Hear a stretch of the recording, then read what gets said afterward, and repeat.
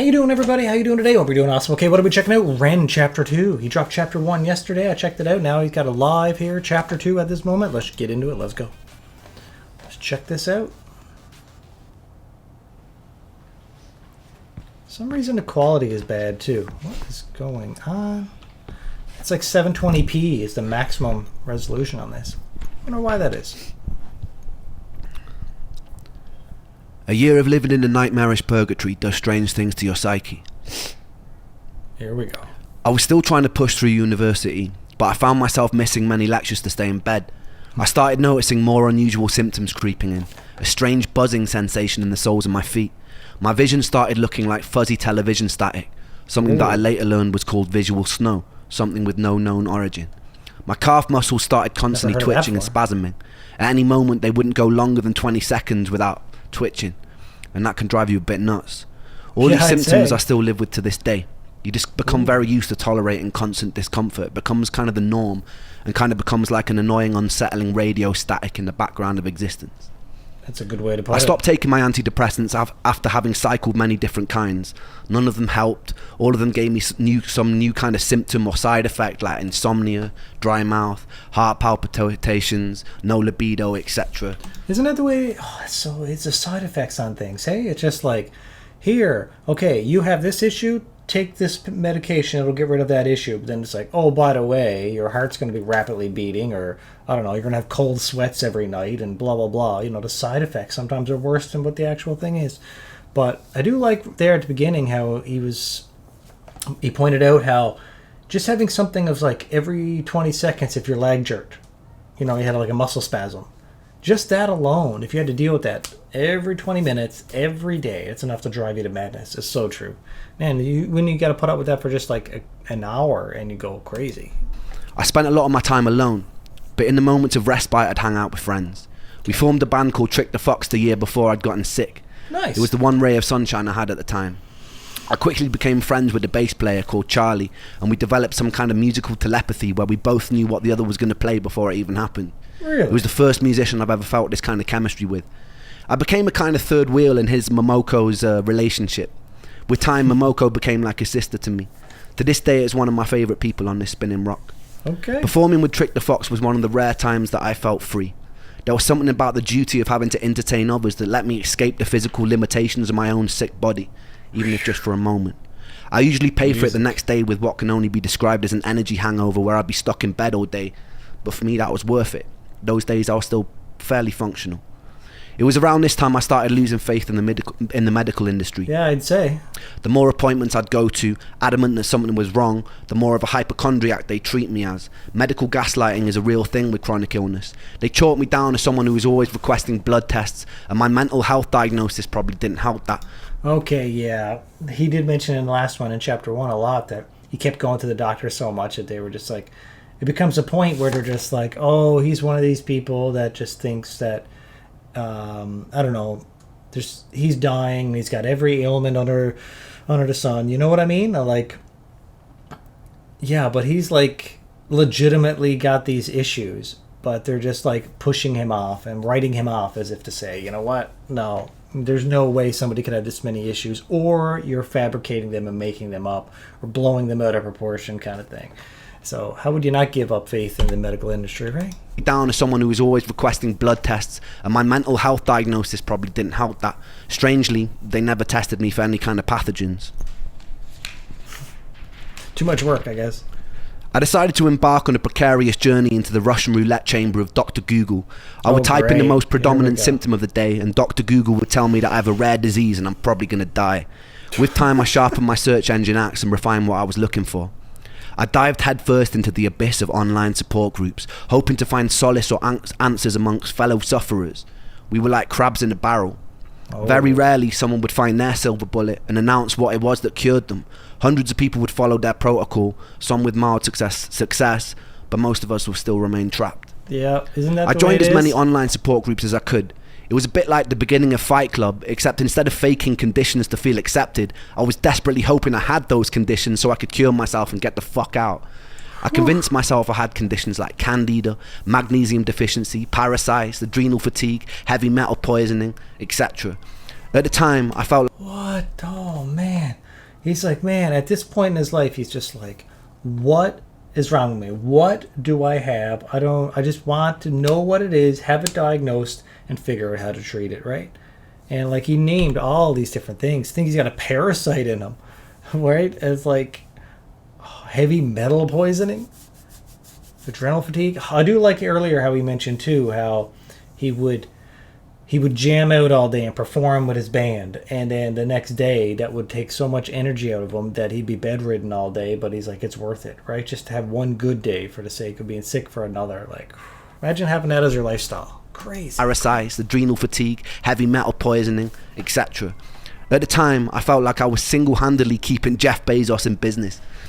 While most students were spending their student loan on drinks, I'd spend mine on the supplement or protocol of the week.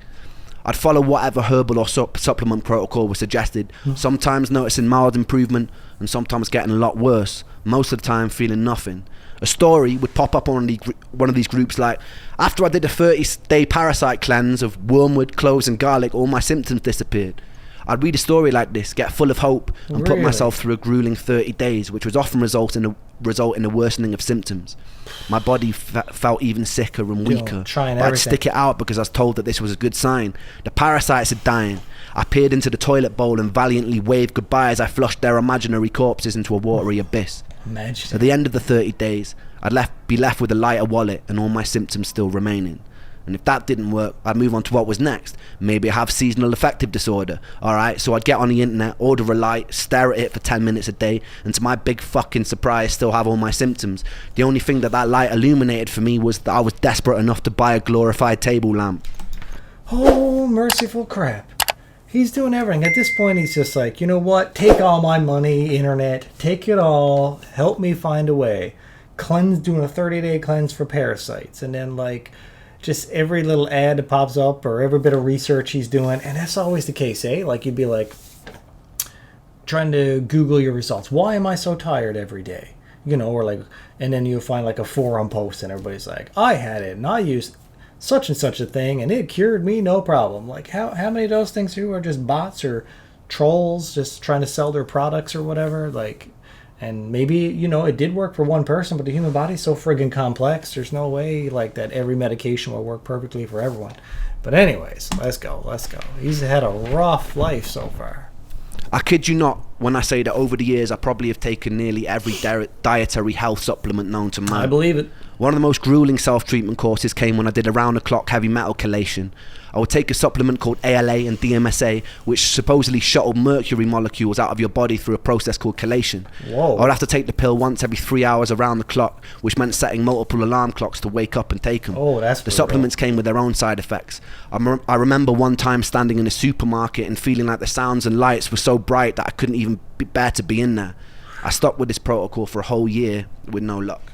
A whole year of that? I was still coming to terms with with the death of one of my best friends during this time too. I was too sick to hold down any kind of stable job, so I was mostly living off my student loan. Welsh students study in England also weirdly get given a small sum of money just for being Welsh, or almost like a "we're really sorry that you're Welsh" sort of condolence prize.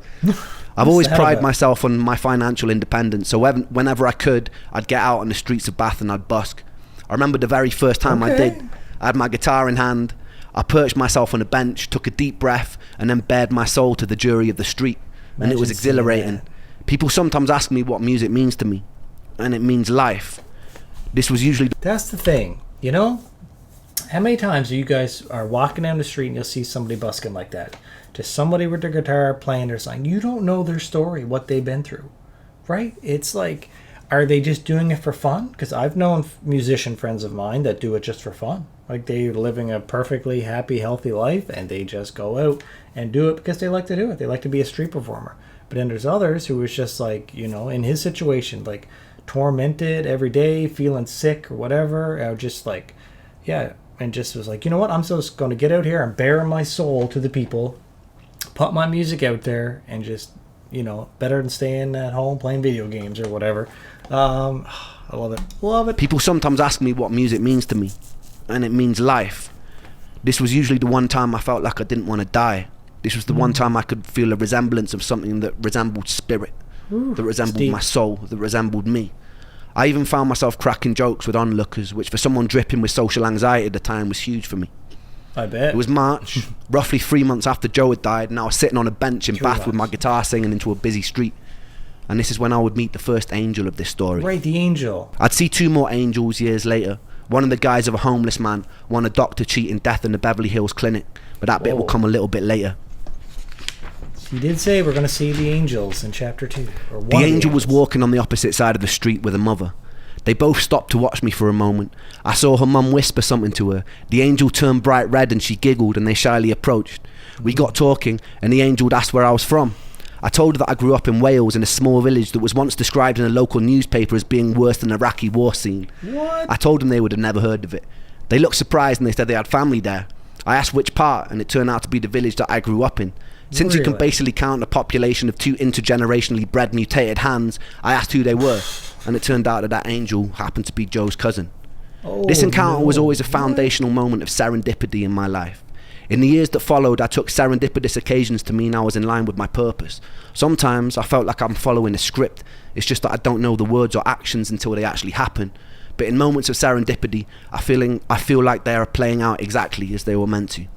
Like, he always has these deep thoughts on his life. Like, he just said, like, I feel my life is a script or a play, and I'm just carrying out my lines and going through the routine. I don't have really any say or control on what I do. It's just, like, going through the motions, right?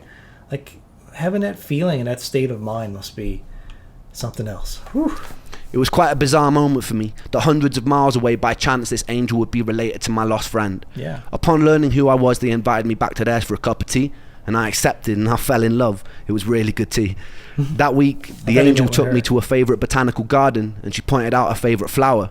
So that night, true story, I dressed in black, broke in by climbing over the fence, dug up the flower and presented it to her the next day. No. She called me insane, but it's safe to say that angel ended up being my first serious girlfriend. Okay. It was a weird kind of relationship. We both shared an unusual trauma for people who were so young, brought together by a tragedy. Even though sometimes I feel like she might have hated me at the time, I was convinced like it was some sort of Shakespearean fate that had brought us together. A morbidity that birthed light, that it couldn't be anything else. It felt like divine intervention. Yeah, it was meant to be. She was pretty troubled in her own way, and I was very troubled in mine. But in between the sludge of dealing with the constant symptoms, it was beautiful. That summer, her parents took us to Centre Parks, which is a posher version of Butlins, if you don't know, where they paid for all the activities and meals, and they let me do whatever I wanted.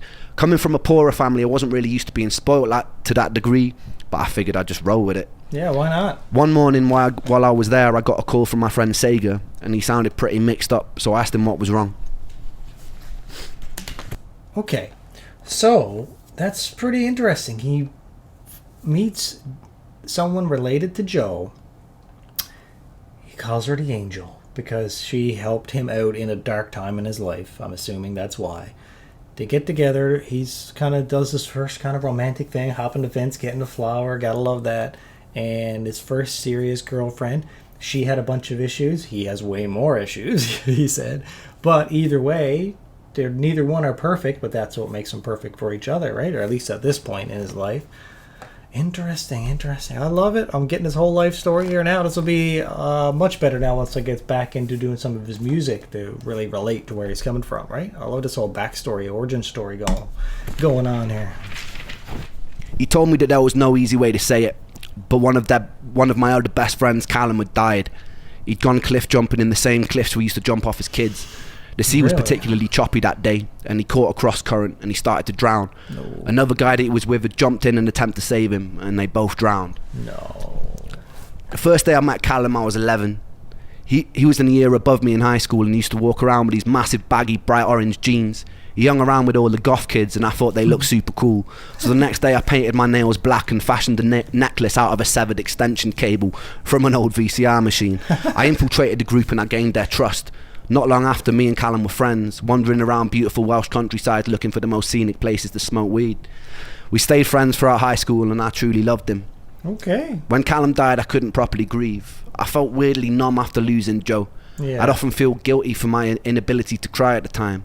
A couple of years later, I'd learned another friend of mine that I used to play function gigs with had thrown himself off a cliff facing Dover. And again, I felt numb. I couldn't tell if this new acceptance of the inevitability of death was a beautifully liberating thing, or if it was a sign that my humanity was slipping away. Wow. To this day, death has kind of remained a bit of a matter-of-fact part of my life. During my years of sickness, I had to crawl through a morbid longing to be killed by my illness to find a more peaceful acceptance that death is just an inevitable consequence of life, and it doesn't spare anyone. Okay. So here's the thing, like, man, I feel for him where he's coming from here. Just like his best friends growing up are dying in these traumatic ways, and like he's like, yeah, so death is just a matter of fact. It's just something that happens, and you just gotta live with it and keep going, right? But like I can't relate because I'm, I guess, lucky enough that none of my high school friends have died. They're all still alive and well. I still talk to them, like online now because I moved away, but still.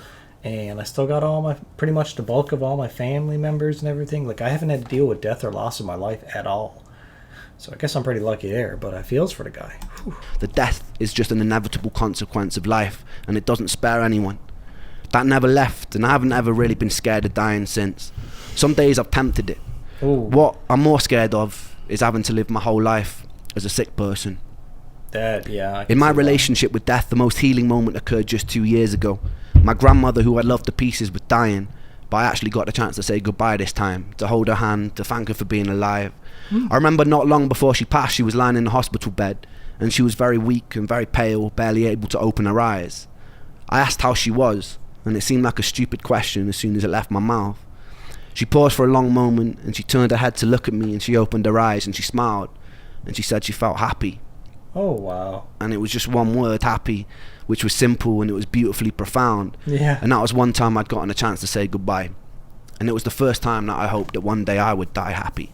Oh. The following year, I would achieve something beyond my wildest dreams, and then I would lose it almost as soon as it came. Stay tuned for that.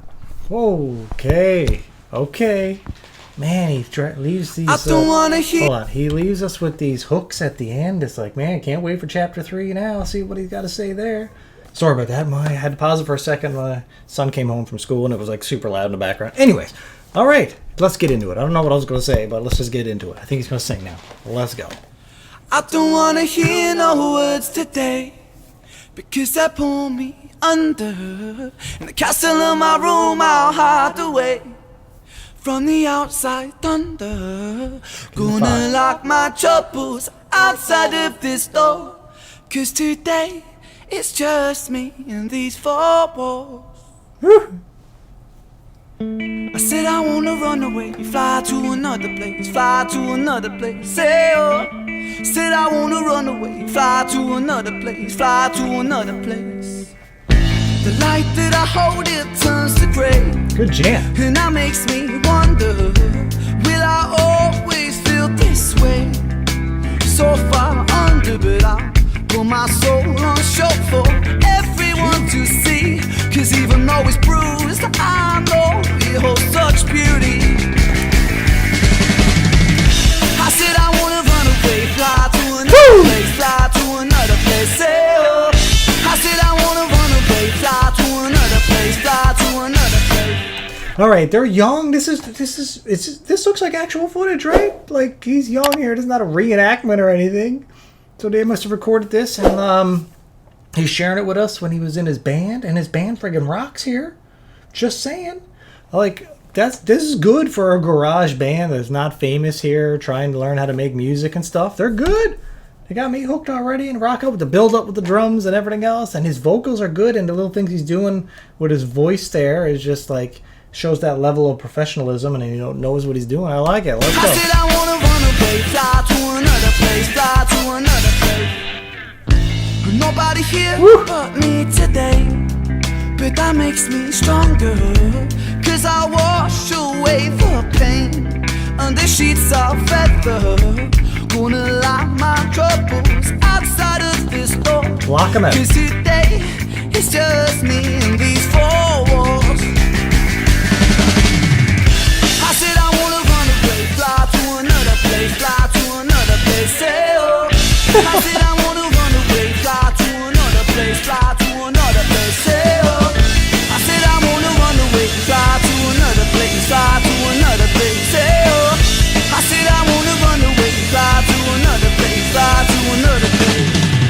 like the lyrics too. He's like, it's because it's so like you would hear anyone else singing that who probably had a nice privileged life and are just singing the lyrics for the sake of making a song. It doesn't strike you as much as it does coming from Ren. Ren, after knowing what he's been through, for him to say, I just want to run away, I just want to fly away, I want to get away from this place, it's just me and these four walls. Like, it has a lot more meaning when you got the context behind it from the artist, right? I love it. Let's go. I crave release in solitude. I search for peace, but pain pursues. Please, something just free me, give me some truth. My head is a prison, I need to move.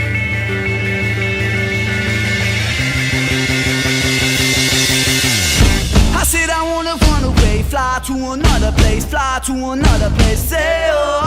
I like said I wanna run away, fly to another place, I said I wanna run away, fly to another place, say oh. I said I wanna run away, fly to another place, I said I wanna run, I said I wanna run, switch up. I said I wanna run, hey oh. I said I wanna run, I said I wanna run, I said I wanna run, hey oh. I said I wanna run away, fly to another place, hey oh. I said I wanna run away, fly to another place. Good night, everybody.